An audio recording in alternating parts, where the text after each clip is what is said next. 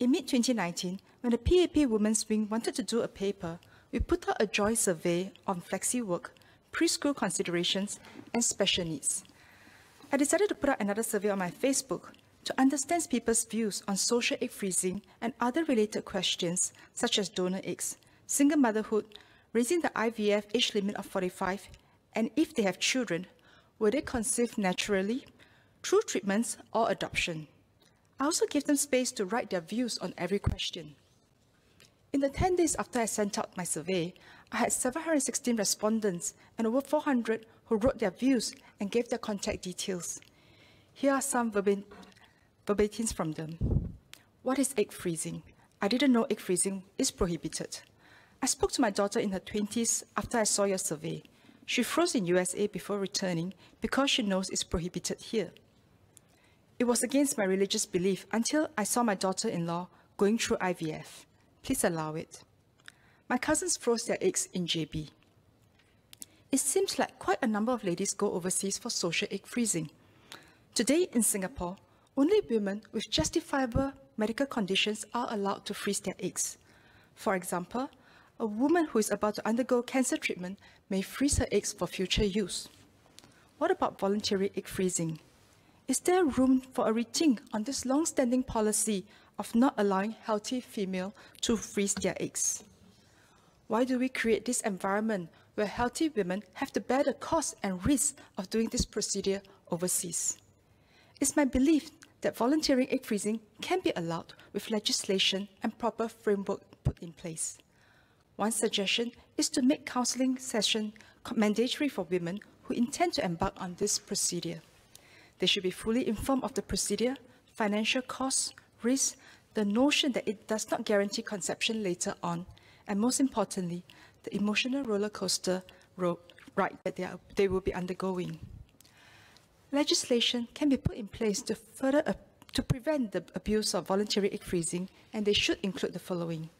An age limit of 40 years old should be considered as the quality of their eggs deteriorate drastically beyond the age of 35. For egg thawing and fertilization to take place in the lab, the couple must be legally married.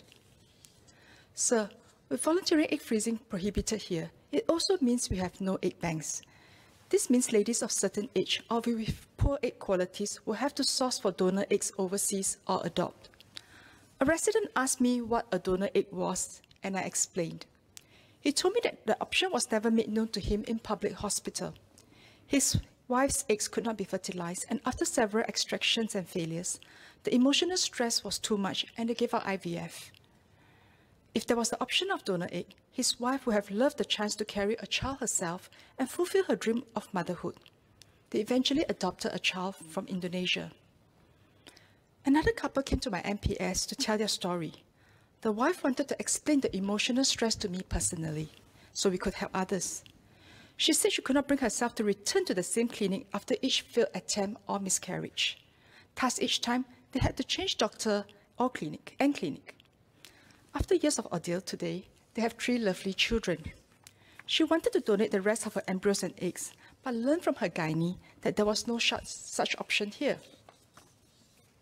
For private fertility clinics, they can source for donor eggs overseas, and they can have the procedure done here. I know some of my residents who froze their eggs and or conceived through IVF overseas. A few couples have told me that they felt that the cost of IVF here is higher. The amount of money they pay for 2 IVF attempts here may be enough for 3 attempts overseas, so they get more chances for the same investment.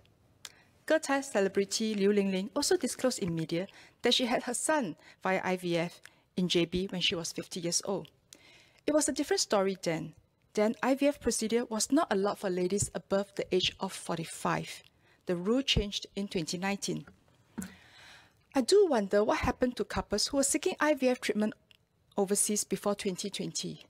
For those who needed to access their frozen eggs or embryos in other countries, how did they bring them back for the IVF treatment last year?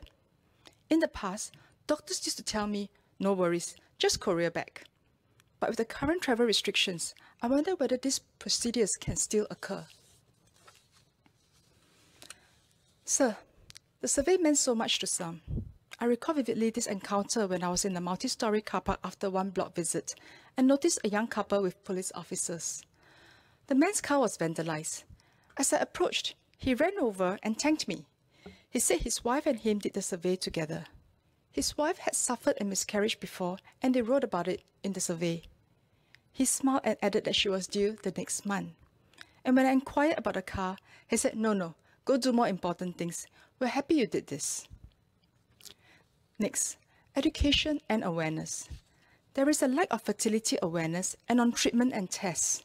Some hospitals gave out free fertility health checks in 2019, hoping to promote awareness, but that stopped with the pandemic.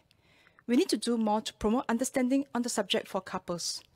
With the availability of online platforms, our public hospitals should conduct more fertility awareness talks online so that couples can participate in the privacy of their homes. We should consider the use of MediSave for fertility health checks, which cost about $400, or if possible, fully subsidize it if they do it within the first 3 years of marriage to encourage couples to seek assistance earlier. One of my MPS cases was a lady who got married at the age of 42 in 2019. She understood the low chance of natural conception and quickly appealed for IVF co-funding. However, the new rule only allows 2 rounds of co-funding if the IVF process was started before the age of 40. The appeal failed and the couple paid for it on their own. She managed to extract 2 eggs, both successfully fertilized, but did not result in pregnancy. Perhaps the government can consider progressively reducing the co-funding amount with age, but extend some help to healthy couples who just passed the age of 40. My most recent appeal case was just in January 2021. Mr. Lee and wife have been trying naturally for a child for 7 years and are both 37 years old now. They just completed 2 rounds of IVF, but unfortunately, both resulted in miscarriage. According to their gynae, they cannot send the embryos to NUH PGS, Pre-Implantation Genetic Screening Lab, the only approved center in Singapore, unless they have a defective gene, etc. Sir, I had mentioned earlier about couples seeking treatment across the causeway.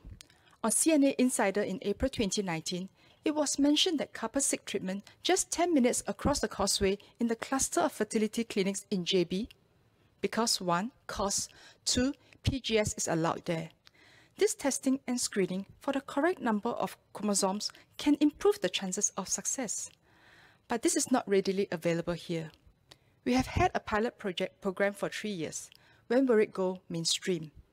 We should allow more to screen the embryos if they have suffered miscarriage, provided no gender selection. Mr. Speaker, how can we relax the rules in voluntary egg freezing and yet be mindful of the medical concerns as well as the social and ethical implications surrounding this whole issue? There are many countries around the world where voluntary egg freezing is legal and have been allowed for many years. We will certainly be able to learn, adopt and adapt the best practices to suit our local environment.